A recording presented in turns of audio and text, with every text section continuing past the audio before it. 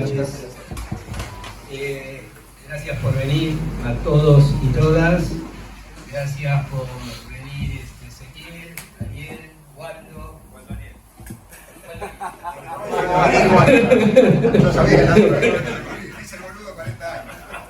Y gracias Marcelo por coordinar la mesa.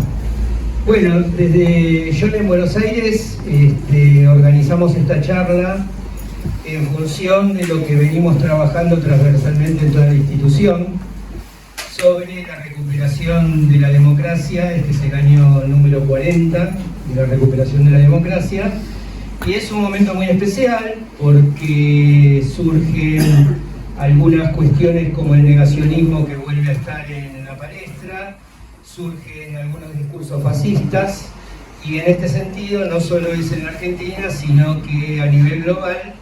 Por eso queríamos durante este año, como institución educativa, en todos los niveles, en la educación formal, en la recreación y en el deporte,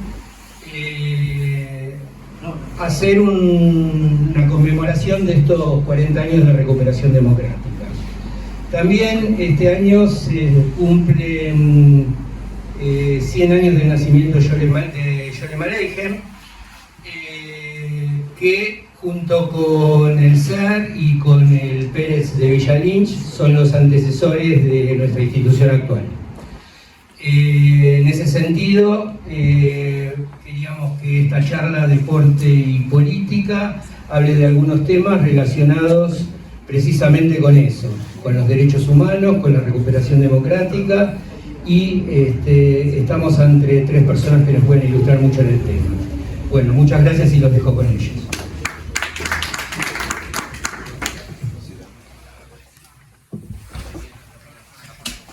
Hola. Bien, lo mío obviamente cortito, porque no me vienen a escuchar a mí, pero les quiero comentar, primero agradecerle a quienes me ofrecieron y me invitaron a ser coordinador de esta charla, que creo que se va a moderar sola. Obviamente no creo que requieran estas tres personalidades que se los modere, se van a moderar entre ellos, y si no se moderan, peléense entre ustedes y listo. No hay ningún problema, creo que en eso no voy a intervenir. Sergio decía recién la crisis política, los derechos humanos, los 40 años de la recuperación de la democracia. Este año también son 50 años de el intento de recuperación definitiva de la democracia, que duró poco, en el 73, también en el 73 el golpe de Estado en Chile y tantas otras cosas de ese momento, y bueno, desde el 83 para acá con la democracia. El tema es que el deporte, no sé cuánto acompañó, digamos, todo este proceso. Yo les quiero decir además, en palabras de alguno que tengo acá cerca, digamos, está sentado en la mesa, quiero leerles algo que, cortito, un extracto que había escrito en algún momento para vincular la política y el deporte. Decía uno de quienes voy a presentar después, que ya lo conocen igual, algo así como: aún hoy hay quienes insisten en afirmar que el deporte no tiene nada que ver con la política. No saben de deporte ni saben de política, o prefieren hacerse los distraídos. Anecdóticamente, y no tanto, cuando Macri confirmó que se lanzaba a la política, propuso revisar su gestión en Boca. Publicarlo fue más difícil. Para hablar de algunos basta solo un rumor, en cambio para hablar de otros se precisa escribano público, escribano privado, sello oficial, dictamen jurídico, etcétera, etcétera. Acá tenemos una cuestión, digamos, ya que vincula ambos títulos de esta presentación. Y en relación a lo que es política y deporte, y lo que podría ser, o lo que falta muchas veces, que es política deportiva, les leo un extracto cortito de un documento que presentó la Secretaría de Deportes de la CGT recientemente en alguna suerte de intento de convenio con el Ministerio de Educación de la Nación, vinculado con la enseñanza y la práctica del deporte en las escuelas. Y el extracto dice algo así como: una política dirigencial puede tener contenidos discursivos progresistas o retrógrados, de derecha o de izquierda, pero si en su accionar está alejada de la participación real y efectiva de las mayorías, conforma una política oligárquica. Solamente nos limitaremos a festejar un tercer campeonato mundial de fútbol logrado por jugadores cuya formación es inexplicable e irrealizable sin el aporte de su base infanto-juvenil en clubes de barrio argentinos, sin preocuparnos por la paulatina destrucción de esas mismas instituciones que lo posibilitaron. Y esto nos toca también muy de cerca a nosotros, vinculado con el tema de los clubes de barrio y con lo que se ayuda o no se ayuda desde la política a la existencia y permanencia y actividad de estos clubes de barrio. Algún semblante de política y deportes. Bien, tenemos acá a mi izquierda, acá nomás, a quien claramente más conozco y tengo el privilegio de conocer y compartir algunas cosas con él, a Waldo Cantor, deportista que creo que ya no tiene demasiado sentido hacerle demasiada publicidad a sus logros deportivos, pero también los que lo conocemos, sus logros humanos, su calidad humana y su compromiso con todo lo que hace. Así que no voy a hablar mucho de él, sí puedo decir que lo conozco, entiendo, estoy pensando que yo lo conozco desde que él nació. Acá se encuentra mi compañerita de jardín, digamos a los 3 años, cuando nace, está su hermana Débora, que íbamos juntos al jardín, en Villa Lynch. Por lo tanto, entiendo que yo lo conocí cuando nació. Entiendo que debe haber sido razonable. El nacimiento del hermanito de una compañera de jardín representaba algo importante y seguramente lo conocí ahí. Por supuesto, no solo lo conocí ahí, sino que después pude tener la suerte de tratarlo y tener una relación realmente que valoro mucho. Deportivamente no voy a decir más nada. Tenemos a los compañeritos de Waldo en la mesa, Ariel Sher y Ezequiel Fernández Moore, a quienes también seguramente ustedes conocen tanto como yo, o sea, tampoco como yo. Puedo decir también que a ellos los conocí en circunstancias distintas, pero los conocí yo a ellos no a mí. Pero esto los marca en su rol de periodistas, escritores y opinadores, pero en serio, sobre la cuestión del deporte. Los que están acá son toda gente que más o menos es de la ciudad de Buenos Aires, conocen lo que puede llegar a ser un viaje vespertino de última hora de la tarde en auto por la avenida Córdoba yendo del centro hacia la zona de Flores. Es tortuoso, es horrible, digamos, es una experiencia que si la pueden evitar, evítenla. Hubo una época en donde a mí me resultaba sumamente agradable, sumamente reconfortante ese viaje, y ese tiempo era aquel en que ellos dos compartían un programa en la AM750, arqueros, ilusionistas y goleadores. El arquero era él. Bueno, bien, tiene la gorrita. Buen arquero. Buen arquero, bien. Y realmente era un placer bancarme todo ese tránsito alocado por la avenida Córdoba escuchándolos a ellos. Y no solo tenían el mérito de hacerme más fácil el viaje a mí, sino que tenían otro mérito, que ellos no sé si lo consideran como tal, que es que en un programa que conducían ellos junto con Gonzalo Bonadeo, casi les diría que el que menos hablaba era Gonzalo Bonadeo. Con lo cual, y sin que ellos lo tapen a los gritos ni nada, solamente con contenido, solamente con sus intervenciones, hacían que uno de los periodistas más habladores del periodismo argentino sucumbía a veces frente a las intervenciones de Ariel y de Ezequiel. Así que bueno, yo los conocía de nombre y de seguirlos alguna lectura, pero ahí los conocí realmente y me atraparon. ¿Okay? Así que bueno, creo que con esto tampoco voy a hablar mucho de sus currículums individuales. Pueden seguirlos, pueden comprar alguno de sus libros, pueden seguir las columnas de ellos, que periódicamente ya saben dónde encontrar o dónde escucharlos.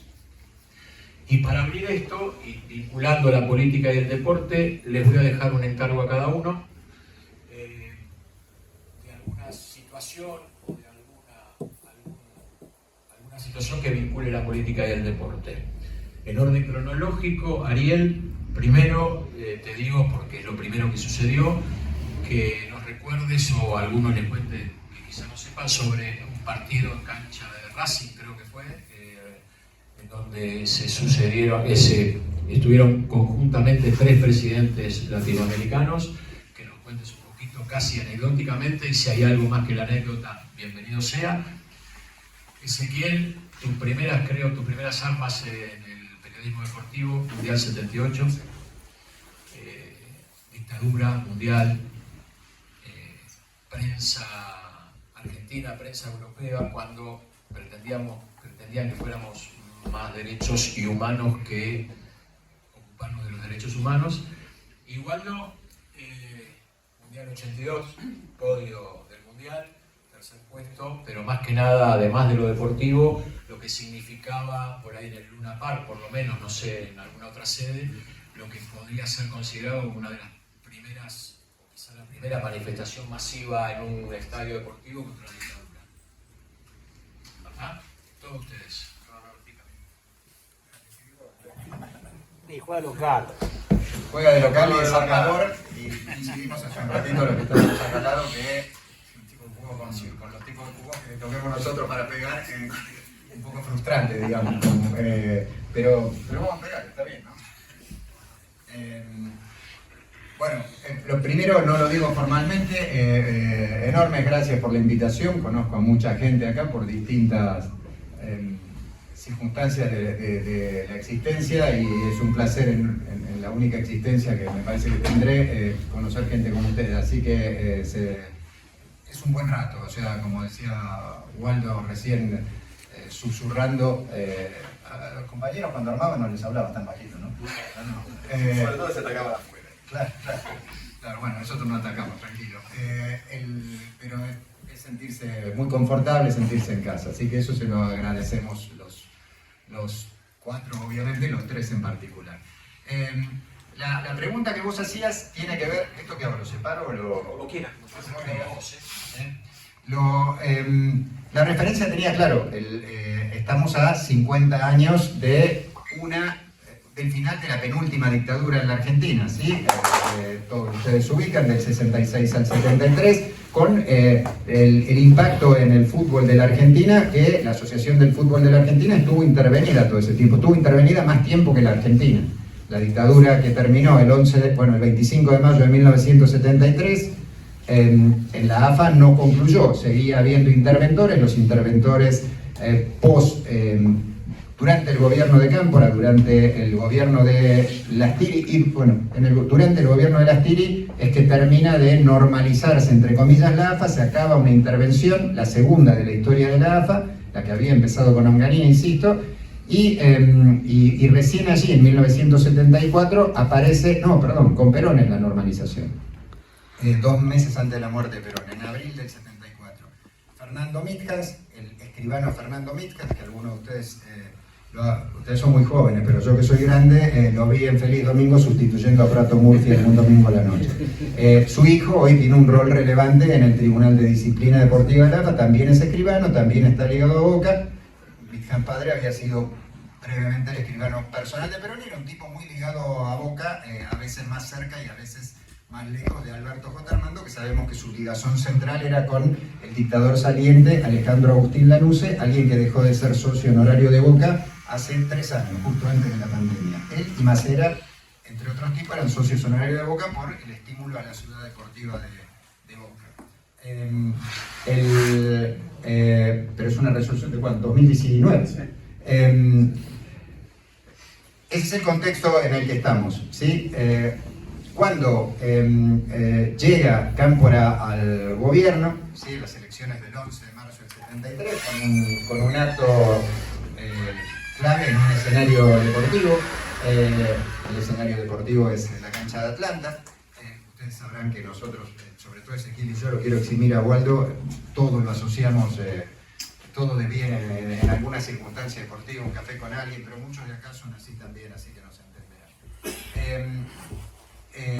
Cámpora gana las elecciones del 11 de marzo del 73 y la AFA está intervenida ya no por la presidencia de la nación, o sea, no por Lanusse, sino que durante la gestión en el Ministerio se llamaba de Bienestar Social, en esa época el Ministerio de Desarrollo Social y Ambiente Humano de hoy, estaba Francisco Manrique. Francisco Manrique lleva adelante una gestión que tiene una pata deportiva o semideportiva muy fuerte porque, ustedes se acordarán, se habrán gastado sus mangos, el PRODE, ¿sí? Aquello que Onganía le había dicho que no por el influjo del Opus Dei a Valentín Suárez, el señor que tiene un cacho de la cancha de Banfield a su nombre y que fue presidente de la AFA con el primer peronismo e interventor de la AFA y de la CGT también en diversas dictaduras argentinas. Con lo cual, cuando regresa la democracia argentina, el fútbol es de López Rega. ¿Sí? Estamos hablando de un país paradójico, pero bueno, pensemos el contexto de época. López Rega genera la AAA, la AAA va a mandar, ahora va a ser un aniversario, a Rodolfo Ortega Peña. Rodolfo Ortega Peña es uno de los diputados que interviene más activamente en la discusión de la ley del deporte en esos días. Ortega Peña, que además tenía un lazo personal con el tenis muy activo, muy intenso, ¿no? Además de todo lo que conocemos o podemos conocer de él. En ese escenario de altísima politización, no se lo voy a recordar a la mayoría de ustedes, pasaban cosas que después pasaron mucho menos. Por ejemplo, la fórmula Cámpora Vicente Solano Lima tuvo una larga lista de deportistas que se pronunciaron a favor en una solicitada. Eso no pasó por años y años y años. Diría que con esa formulación, corregime Ezequiel, hasta las elecciones del 2019. Hubo una considerablemente más chica adhesión en una solicitada de esas características, ¿no? Hubo después pronunciamientos sueltos y hubo organicidad en alguna institución que tiene los perfiles de tomar posición frente a estas cosas. Estaba lleno de jugadores del Huracán que salió campeón ese año en el 73. Para pensar cuál es la escena deportiva. También la escena deportiva tenía la revista El Gráfico. En El Gráfico escribió y el Gráfico editorializó como un honor que escribiera ahí Julio Cortázar cuando volvió a la Argentina después de aquellos comicios y fue a ver una pelea de Castellini y Doc Holliday. O sea, volvió a Luna Park, era donde le gustaba estar, en vez de que le rompieran las pelotas haciéndolo hablar de literatura, ¿no? En ese contexto, en ese universo, es que se ubica la circunstancia que vos me planteabas. Una circunstancia bastante sacada del relato histórico en términos generales, como tantas, ¿no? Por eso la construcción de la memoria de la que hablamos tanto, y sé que los chicos y las chicas que vienen aquí desde muy chiquitos establecen ese vínculo, tiene que ver, muchas veces excluye el discurso deportivo. Y el deporte cumple un papel absolutamente central en la edificación de cualquier conciencia o inconsciencia, cualquier construcción o cualquier ausencia de memoria. Piensen que estamos a 40 años de la restauración democrática y recién en los últimos, desde el 2018, los clubes le están devolviendo su condición de socias y socias a sus desaparecidos y a sus desaparecidas. Desde que, vos estuviste en ese acto, desde que Banfield lo hizo en el 2018, sí, después del Mundial de Rusia. El día con Tati, con Norita, los 11 de memoria. Comicios en el 73, muchos de ustedes deben acordarse de esos días mejor que yo. Digo, para mí, o sea, todos somos, salud Jau, somos todos gente muy joven y tipo sí, imperturbable. Decidió que no lo voy a molestar. Una vida molestándolo, pero bueno.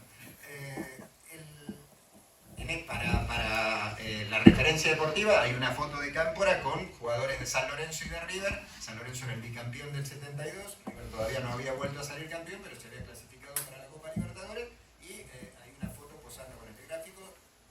Se ha repetido en la historia como oficialista, digamos, ¿no? Tiene editoriales sobre el golpe del 30, sobre el 4 de junio del 43. Bueno, ni hablar Ezequiel podría contar toda la charla sobre la última dictadura. Lo que no exime de decir que es una revista bíblica y con textos maravillosos a través de su tiempo, del tiempo. Asume Cámpora, todo lo que tiene que ver con la asunción de Cámpora, y entre todas las narrativas de esa época, claro, qué sé yo me quedo con Urondo escribiendo la Patria Fusilada y después con Urondo escribiendo la entrevista con con los detenidos en Devoto que habían sobrevivido a Trelew del 25 de mayo en la noche. Pero 2 días después, en esas horas, hay fútbol en la Argentina como siempre y juegan Racing y Boca.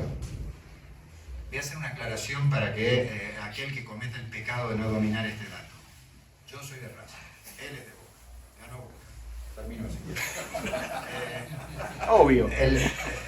Sabía que ibas a decir obvio y he decidido no refutar esa falacia.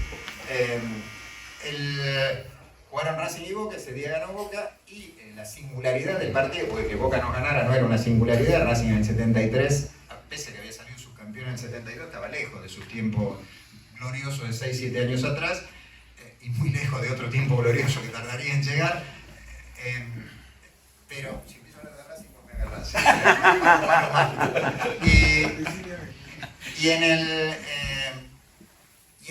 En esa Racing Boca hay 3 presidentes, como vos dijiste. Va Héctor Cámpora, va Salvador Allende, es la única ocasión en la que tenemos testimonio de que Allende, cuyo lazo con el fútbol no era prolijo, tenía un lazo fluido con los jugadores de Colo Colo, que en ese tiempo, fluido, lo fueron a ver un par de veces, y jugadores que otro día contamos cuál era su lazo personal con él, y él venía de un vínculo con el Everton de Viña del Mar, pero no era lo que se dice un futbolero.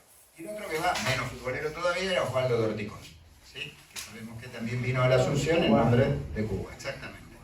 En la foto, en la cancha de Racing, se ve en ese par por supuesto que en la revista Racing está en la foto, donde si no, porque en otros lados la crónica está ausente y mucho tiempo no tuvimos acceso a esa revista. Lo que pasa que en los procesos de reconstrucción de memoria en los clubes, que hacen, no los clubes a veces, sino algunas minorías intensas en los clubes, Racing ha reconstituido un archivo, alguien donó la revista Racing en cantidad y ahí aparece esta imagen y la crónica de ese día, bastante breve. Están los 3 presidentes, está el ministro del Interior, Esteban Rigui, ¿sí? Está otros funcionarios, algunos de la provincia de Buenos Aires, ¿sí? También estaban asumiendo en esos días, con sus divergencias internas, el gobernador y el vicegobernador bonaerense, fue López Rega ese día también al estadio, que era el señor que tenía a cargo el fútbol, que promovió una reforma de los estatutos de la AFA que le aseguraba más poder al presidente de la AFA, o sea, López Rega, que se autoconcebía eterno, como sabemos, y iba a manejar la AFA, o sea, el Mundial del 78 para siempre. Bueno, estuvieron allí, alguna vez le pregunté a viejos socios de Racing, además está buenísimo, le preguntás a gente anterior a vos y le decís viejos socios a ellos, ¿no? Como si uno ya no lo fuera. ¿Cómo fue ese día? Bueno, un despelote bárbaro. ¿Por qué? Porque ¿alguno de ustedes ha ido a la cancha de Racing en tiempos recientes? ¿Tienen experiencia paradisíacas ustedes de vez en vez? Pues sí. Bueno, en el palco de entrada, ahí donde está alguien que fue a ver a Racing contra el Celtic en Escocia, el padre Mujica. Nosotros tenemos ahí, en un lugar está el padre Carlos Mujica. Sabemos que Mujica y John William Cook vieron Celtic Racing en Escocia, ¿no? Bueno, si vamos a tirar hinchas, nosotros tenemos, ¿no? Nadie me tira a Galtieri porque me tengo que defender. En ese escenario, claro, cerraron el hall. Era el presidente, ¿no? Flamante, pero el presidente. Y había seguridad y bueno, y todo eso. Y te cuenta gente que estuvo ese día, dice, bueno, los que estaban más cerca, votando o no, a la fórmula del Frejuli, el Frente de Justicia y Liberación, decíamos, qué bueno, vino el presidente. Algunos decían, vino Dorticó, digamos, ¿no? Claro, que era conmovedor desde muchos lugares. Vino Salvador Allende, que tenía muy complejos en Chile, y otros puteaban. Pero no es que puteaban exactamente a Cámpora, puteaban porque, algunos tal vez sí, pero digo, puteaban básicamente porque los accesos, mucho más fluidos que en este tiempo, estaban muy bloqueados. A Cámpora se le atribuía una relación con Boca. En realidad nosotros sabemos que era hincha de Almafuerte de San Andrés de Giles, porque 2 hinchas de Boca ya no demasiado, no digamos cerca de 3 ahí, entonces y debe haber mucho más seguramente. Cámpora fue presidente de un club barrial, eso no es poca cosa en la historia de un individuo, pero tenía una relación con Boca, y las canciones, hubo un tiempo de la historia del fútbol en el que iba gente que no era del cuadro local, no sé si se acuerdan, digamos, en la prehistoria del fútbol. Y los hinchas de Boca cantaban que le dedicaban el triunfo al tío, ¿no? A Cámpora. En realidad, no quiero cantar la canción, no la voy a cantar. Estábamos bailando delante del tío, pero no rimaba bien, por eso no. Boca nos ganó 2-0 con 2 goles del final. Después Cámpora, Allende y Dorticó se retiraron sin demasiados inconvenientes, saludando bastante en contacto directo a la gente, cosa que no está fotografiada, pero a mí me asombra mucho porque es difícil hoy pensar ese universo. En los meses siguientes sabemos que la historia de la Argentina tuvo los vaivenes que tuvo los sacudones que tuvo los empeoramientos que tuvo, y la historia de Racing también. Hasta acá llegó por ahora.